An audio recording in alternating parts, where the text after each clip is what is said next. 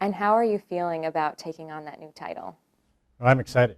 If you care about public service, if you care about the state of North Carolina, if you care about higher education, we don't have a more important institution in the state than Carolina. So who wouldn't be excited about that challenge?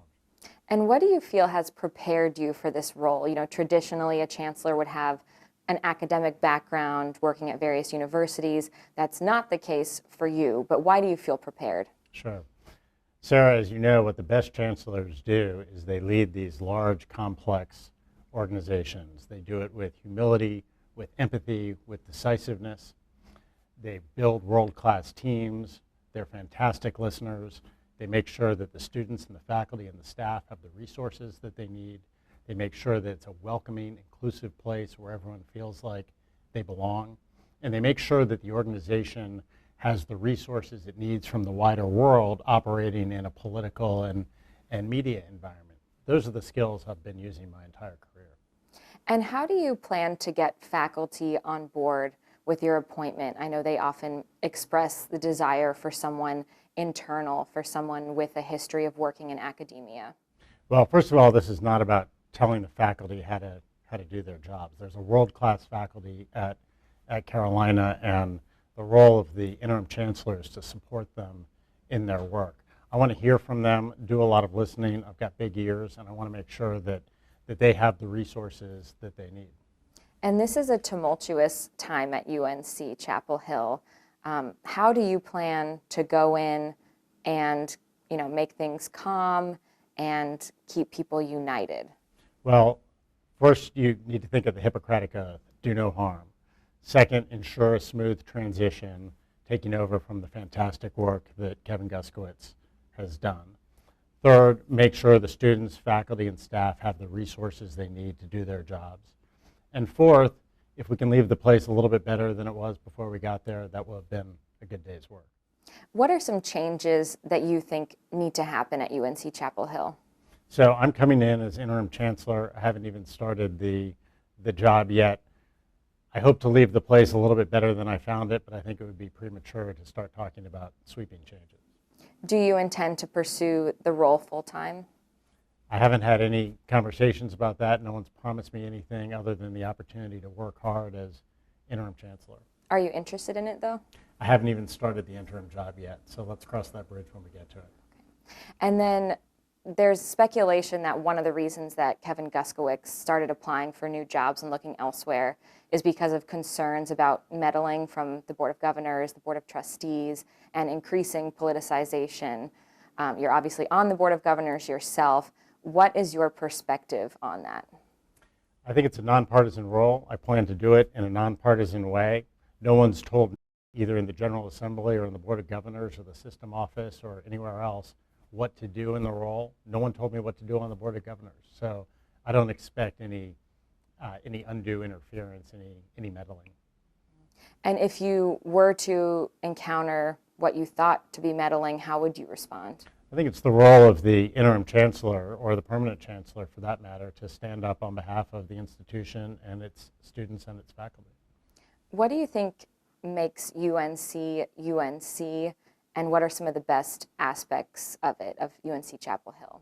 So obviously world-class faculty, one of the best research organizations anywhere in the world, a fantastic student body, people coming from not only all over the state, not only all over the country, but all over the world to study at Carolina.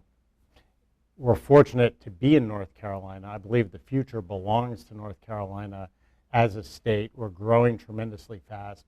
It's one of the most interesting places in the country. There's no more important institution to that growth than Carolina. And of course, world-class sports teams competing for national championships in every sport across the board. And how did this come to be that you got this interim appointment? Was this a position that you have had your eye on for some time? No, I was asked to consider this. And what types of considerations did you weigh when deciding if this was what you wanted to do? I care a lot about the future of the state. I care a lot about public service. I care a lot about higher education. And if you care about those things, you have to care about the future of Carolina. I grew up in a family tradition of public service.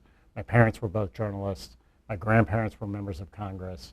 they taught me to give back to the institutions that mean so much to this great country of ours. And so when the opportunity was offered, I jumped at the chance. And tell us about your background, where you grew up and what profession you've been working in. So I grew up in the DC area. I came here to North Carolina first when I was 17 years old.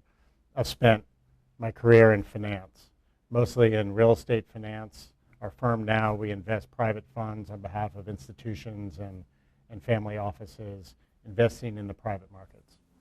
What do you anticipate will be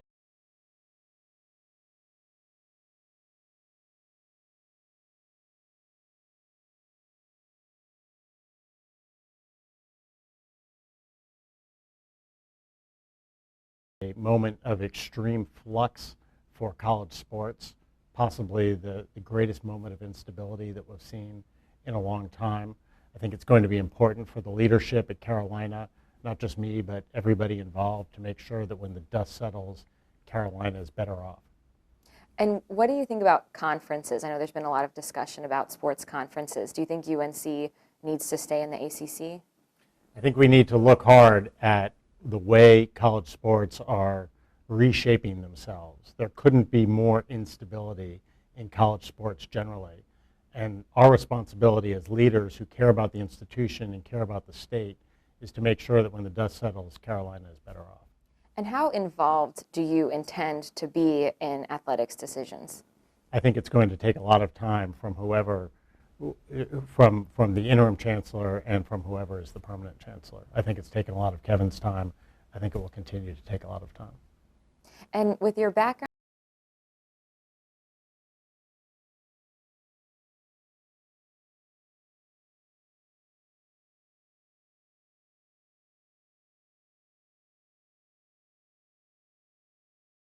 I served as budget director for a couple of years, budget director for the state of North Carolina. And this question came up a lot.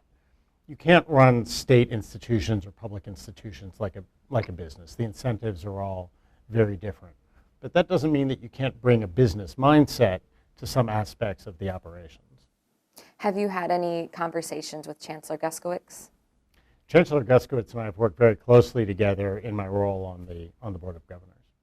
Do you plan to ask him for any advice, or what are some of the things you think that he did well that you'd like to continue? Oh, I'd be eager for any advice that he's willing to give me. I think he's done a fantastic job during one of the most difficult times in Carolina's long history, starting with a global pandemic, of course. But when you look at the research budget, the colossally successful capital campaign, the improved relationships with the town of Chapel Hill, many more that I could mention, I think he's been terrific across the board. Is there anything you want to mention that I haven't asked you about? I think I've heard one or two people mention the fact that I went to Duke and whether a Duke grad can effectively lead Carolina, and there's one thing I have to say about that, and that one thing is go Heels. Are you the first Duke grad to lead Carolina? I was thinking No, about Paul Hardin, who is from my era, he was chancellor there in the late 80s, early 90s, had 2 degrees from Duke.